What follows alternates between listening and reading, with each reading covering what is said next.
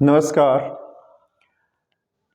इस व्याख्यान में हम वाटर ट्रांसपोर्ट, जल परिवहन, इसका अध्ययन करेंगे भारत के संदर्भ में। तो वाटर ट्रांसपोर्टेशन ट्रांसपोर्ट का सबसे सस्ता साधन होता है और ये पैसेंजर और कार्गो यानी माल के ट्रैफिक के लिए इम्पोर्टेंट भूमिका निभाता है और ये चीफेस्ट मीन ऑफ ट्रांसपोर्टेशन है और मोस्ट सुटेबल है हैवी और बल्की मटेरियल को ले जाने के लिए। तो ये इम्पोर्टेंट क्वेश्चन रहेंगे आपके लिए, वेरी शॉर्ट आंसर क्वेश्चंस के रूप में।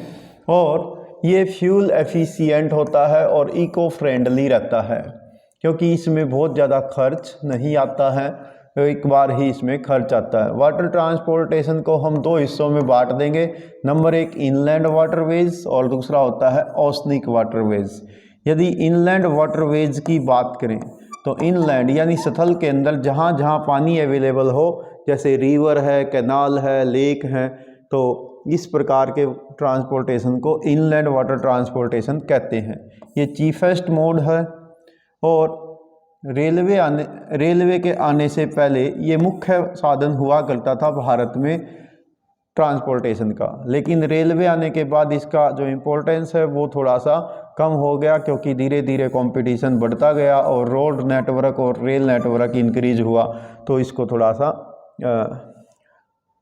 डिसएडवांटेज रहा। साथ ही साथ दूसरा क्या हुआ कि धीरे धीरे डैम बने, कैनाल्स बनी और 1967 के आसपास, 66 के आसपास जो है ग्रीन रेवोल्यूशन आया, जिसके कारण से इरिगेशन फैसिलिटीज़ बढ़ी, तो रिवर के अंदर पानी की मात्रा कम हुई क्योंकि उस पानी को कैनाल में ट्रांसफ़र कर दिया गया। और साथ ही साथ जो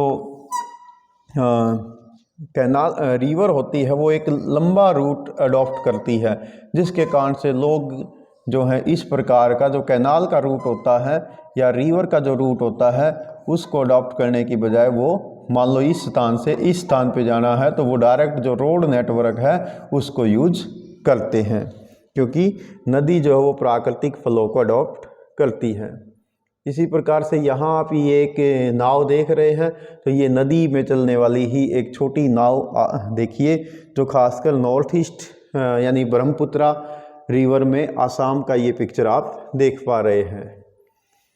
तो नदी जो है वो एक बड़ा कोर्स अपना लेती है, जिसके कारण से भी धीरे धीरे जो वाटरवेज हैं इनके प्रति जो देश का टोटल ट्रांसपोर्टेशन है वो मात्र आज की डेट में लगभग केवल 1% रह गया। इसके साथ साथ हालांकि वाटरवेज आज भी देश में यूज किए जाते हैं, जिसमें रिवर, कैनाल, ब्रॉकिस वाटर या बैक वाटर कहिए या इसको कयाल कहिए, क्रीक्स जैसे सर क्रीक्स हैं या क्रीक्स एक संकरे भाग होते हैं जिसमें समुद्र का काफ़ी हिस्सा पानी का अंदर तक सतह की ओर आया हुआ होता है, तो इनको आज भी यूज किया जाता है ट्रांसपोर्टेशन के लिए। भारत में इस समय लगभग 5685 किलोमीटर लंबे मेजर रिवर्स हैं जो नेविगेबल हैं, यानी जिसमें मशीनाइज्ड फ्लैट बॉटम वेसल्स चलाए जा सकते हैं। फ्लैट बॉटम का मतलब कि जिस शिप की जो बेसमेंट है, ये वाला जो बेसमेंट है वो फ्लैट होता है, तो ऐसी मशीन से, इंजन से चलने वाली नौकाएं चलाई जा सकती हैं लगभग 5685 किलोमीटर लंबे वाटरवेज पर। इसी प्रकार से यदि हम बात करें तो जो जैसे जैसे डेवलपमेंट हुआ, मेंटेनेंस और रेगुलेशन ऑफ वाटरवेज, तो इसके लिए देश में एक डिपार्टमेंट बनाया गया जिसको कहते हैं national waterway inland waterway authority of India, और इसकी स्थापना की गई थी 1986 में। इनलैंड, ये भी आपके लिए वेरी इंपॉर्टेंट क्वेश्चन रहेगा एक अंक में। आपको याद होगा रोड ट्रांसपोर्टेशन में 1995 में NHAI बनाई गई थी, तो ये बनाई गई थी उससे पहले 1986 में inland waterway authority of India, और इसने देश में बहुत सारे जो एरिया हैं कैनाल्स के या रिवर के या लेक्स के, उनको आइडेंटिफाई किया है वाटरवेज के रूप में, नेशनल वाटरवे, राष्ट्रीय जल मार्ग के रूप में। और गवर्नमेंट ने उनको टेबल किया है, यानी उनकी सूची बनाई है, जिसमें आप देखेंगे ये इम्पोर्टेंट सूची, जिसमें टॉप 5 नेशनल वाटरवे दिए गए हैं। तो आप इनको तैयार करेंगे। नंबर 1 नेशनल वाटरवे नंबर 1 जो इलाहाबाद यानी प्रयागराज से हल्दिया पश्चिम बंगाल तक यानी उत्तर प्रदेश से वेस्ट बंगाल तक ये फैसिलिटी देता है वाटरवेज के रूप में। और ये है गंगा रिवर रूट, गंगा नदी का मार्ग है ये, जिसमें से वाटर शिपिंग की जाती है। और ये भारत का सबसे लंबा नेशनल वाटरवे है जो 1620 किलोमीटर लंबा है। ये सबसे इम्पोर्टेंट है और इसमें मैकेनिकल बोट्स चलती हैं, खासकर पटना से, और पटना से इधर हरिद्वार तक ऑर्डिनरी बोट इसमें चलाई जा सकती हैं गंगा नदी में। इस रूट को हम 3 हिस्सों में बांट लेते हैं। नंबर 1 हल्दिया से फरक्का तक 560 किलोमीटर लंबा रूट, दूसरा फरक्का से पटना तक 460 किलोमीटर लंबा रूट, और पटना से इलाहाबाद यानी प्रयागराज तक 600 किलोमीटर लंबा रूट। देन आता है सेकंड नेशनल वाटरवे नंबर 2 सदिया से धुबरी तक 891 किलोमीटर लंबा है, और ये ब्रह्मपुत्रा रिवर में इस प्रकार के स्टीमर्स चलाए जाते हैं, जिनके द्वारा ट्रांसपोर्टेशन होता है डिब्रूगढ़ तक खासकर, और इसको 1384 किलोमीटर तक इसमें स्टीमर चलाए जा सकते हैं। हालांकि ये नेशनल वाटरवेज जो राष्ट्रीय वाटरवेज है उसके रूप में इसकी लंबाई 891 किलोमीटर है। ठीक है, इसके साथ साथ देन आता है नेशनल वाटरवे नंबर 3 जो कोटापुरम कोलम की स्ट्रेच है, जो 205 किलोमीटर लंबा वाटरवे है, जिसका पिक्चर भी आपको दिखाएंगे अभी आपकी बुक में है ये। और ये 160 किलोमीटर तो वेस्ट कोस्ट कैनाल के रूप में है, जिसमें चंपाकारा कैनाल जो 14 किलोमीटर लंबी है, और उद्योग मंडलम कैनाल जो 23 किलोमीटर लंबी है, वो भी इस रूट में शामिल हैं। देन आता है नेशनल वाटरवे नंबर 4 जो गोदावरी और कृष्णा नदियों के एरिया है, जिसमें खासकर काकीनाडा आंध्र प्रदेश, पुदुचेरी, तो वहाँ की स्ट्रेच है जिसमें 1000 किलोमीटर तक वाटरवेज के रूप में उसको यूज किया जा सकता है। देन है नेशनल वाटरवे नंबर 5 जो खासकर ब्रह्माणी रिवर और मैताई रिवर के अंतर्गत आता है, और इसमें जो महानदी का डेल्टाई चैनल है वो, और ब्रह्माणी रिवर और ईस्ट कोस्ट की कैनाल्स, उन सब को मिलाकर 588 किलोमीटर लंबे वाटरवे चैनल्स को आइडेंटिफाई किया गया है। तो इनका कुल मिला के नेटवर्क लगभग 588 किलोमीटर का है, जिसको वाटरवेज के रूप में यूज़ करते हैं। ये आप नहर देख पा रहे हैं यहाँ पर, तो ये है केरल का कोस्ट, जो इंडिया का ये वाला कोस्ट है, तो यहाँ की ये स्ट्रेच है। तो ये लगभग 200 किलोमीटर लंबा वाटरवेज है, जो कोलम से लेके और कोटापुरम यहाँ तक, यानी यहाँ कोटापुरम है और यहाँ कोलम है, यहाँ तक ये सुविधा देता है। जिसमें कुछ प्रमुख नहर हैं, जैसे ये उद्योग मंडलम नहर है, उद्योग मंडल, और इसके साथ साथ इसमें वैबनाद कयाल, इसको भी यूज किया जाता है, जो केरल का प्रमुख कयाल यानी बैक वाटर लेक है।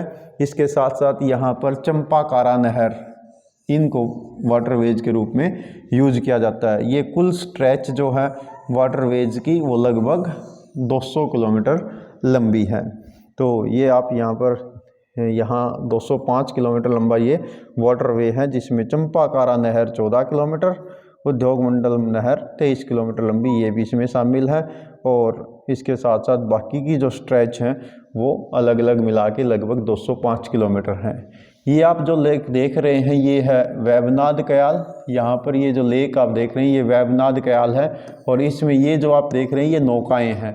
इन नौकाओं के माध्यम से यहाँ पर एक राष्ट्रीय स्तर का खेल भी होता है, जिसको नेशनल वाटर स्पोर्ट बोला जाता है, जिसको बोला जाता है राष्ट्रीय नेहरू ट्रॉफी नौका दौड़। ठीक है, तो वो यहाँ पर ऑर्गेनाइज्ड की जाती है इसी वैबनाद कयाल में। देन आता है कि जो इनलैंड वाटरवेज हैं, ये जो इनलैंड वाटर अथॉरिटी है उसने लगभग 10 और वाटरवेज को आइडेंटिफाई किया है, जिनको अपग्रेडेड भी किया जा रहा है कि उनको अच्छे ढंग से यूज किया जा सके, जिसमें बैक वाटर यानी कयाल, ये यहाँ पर कडाल लिखा गया है, इसको कयाल कर लीजिए, कयाल कयाल बोलते हैं इसको, यानी जो लगून लेक होती हैं, अर्धचंद्राकार लेक होती है ये, ठीक है। तो जिनका इनलैंड वाटरवेज के रूप में काफ़ी महत्व है। तो ये सस्ता साधन होता है इनलैंड वाटरवेज ट्रांसपोर्टेशन के लिहाज से, और ये टूरिस्ट को भी अट्रैक्ट करता है। और यहाँ पर ये आपका आ ही गया है, नेहरू ट्रॉफी बोट रेस यहाँ पर की जाती है, जिसे वाला मकाली बोला जाता है। तो ये आपके लिए इम्पोर्टेंट क्वेश्चन भी रहेगा, ठीक है। तो ये वैद्यनाथ कयाल केरल में ही इस प्रकार का जो खेल है वो ऑर्गेनाइज्ड किया जाता है। इसी प्रकार से दूसरा है ओशनिक रूट। तो ओशनिक रूट में जैसे जो इंडिया की जो कोस्ट लाइन है, यदि हम इंडिया की कोस्ट लाइन की बात करें तो इंडिया की जो कोस्ट लाइन है वो लगभग, जो मेन कोस्ट लाइन है वो 6100 किलोमीटर लंबी है, और यहाँ पर लक्षद्वीप और यहाँ पर अंडमान निकोबार द्वीप समूह, इनके चार ओर मिलाकर ये 1416.6 किलोमीटर और हो जाती है। तो राउंड फिगर में अगर हम इसको कहेंगे तो ये 7516.6 किलोमीटर, और इसको जब हम राउंड ऑफ करेंगे तो ये 7517 किलोमीटर टोटल हमारी बाउंड्री यानी वाटर की कोस्ट लाइन बनती है। और इस कोस्ट लाइन पर, जो ये मेन कोस्ट लाइन है, इस पर 12 मेजर पोर्ट हैं। कितने हैं? 12। तो ये इंपॉर्टेंट रहेगा आपके लिए, जिसमें से 6 वेस्टर्न कोस्ट पर हैं और लगभग 6 ही ईस्टर्न कोस्ट पर हैं। और इस 185 जो वो माइनर पोर्ट हैं, तो जो हमें ट्रांसपोर्टेशन की फैसिलिटी प्रोवाइड करते हैं। और इन ओशनिक वाटर का इम्पोर्टेंस ये है कि भारत में जितना भी हम ट्रेड करते हैं, जितना भी भारत में हम फॉरिजन ट्रेड करते हैं, विदेशी व्यापार करते हैं, उसके टोटल वॉल्यूम का लगभग 95% हम शिपिंग के माध्यम से ही भेजते हैं, ठीक है। तो ये आप ध्यान रखेंगे, ये भी आपके लिए इम्पोर्टेंट क्वेश्चन रहेगा। और 70% of volume move through the oceanic route, ठीक है। तो ये आप ध्यान रखेंगे। और हाँ सॉरी, वॉल्यूम का 95% यानी टोटल जितना हमने भेजा माल, उसका 95% ट्रांसपोर्ट किया जाएगा पोर्ट्स के माध्यम से, सी रूट के माध्यम से। और जितनी वैल्यू होगी, वैल्यू कीमत का, तो कीमत का जो है वो लगभग 70% इसी रूट से, शिपिंग रूट से भेजा जाता है। तो ये है इनलैंड वाटरवेज का इम्पोर्टेंस। अब आपको हालांकि वो नेक्स्ट चैप्टर में आपका आने वाला है कि भारत के प्रमुख पोर्ट्स कौन से हैं, लेकिन यहाँ पर बात चल रही है ओशनिक रूट की, इसलिए एक बार क्विकली बता देता हूँ। यहाँ पर है कांडला, फिर है मुंबई, फिर है JNPT, फिर उसके बाद मारमागांव, फिर बेंगलुरु, फिर विशाखापट्टनम, ये आपका कोच्चि, ठीक है। ये वेस्टर्न कोस्ट के हैं, कांडला, मुंबई, JNPT, इसके अलावा मारमागांव, बेंगलुरु और कोच्चि। देन पूर्वी तट पर है तूतीकोरिन, देन है चेन्नई, इसके साथ साथ है विशाखापट्टनम, फिर है पारादीप, फिर हल्दिया और कोलकाता। तो ये भारत के प्रमुख पतन है पूर्वी तट के। तो ये भी कभी कभी आपसे पूछा जाएगा, जो नेक्स्ट चैप्टर में भी आपका जो इंटरनेशनल ट्रेड है उसमें आएगा। तो हम जब वहाँ लेक्चर को कवर करेंगे तो वहाँ आप इसको डिटेलली देख सकते हैं, आप अपनी बुक के माध्यम से भी इसको देख सकते हैं। तो प्यारे विद्यार्थियों, ये था वाटरवेज से रिलेटेड इम्पोर्टेंट टॉपिक। हम आपको मिलते हैं नेक्स्ट टॉपिक के साथ। Thanks, have a nice day.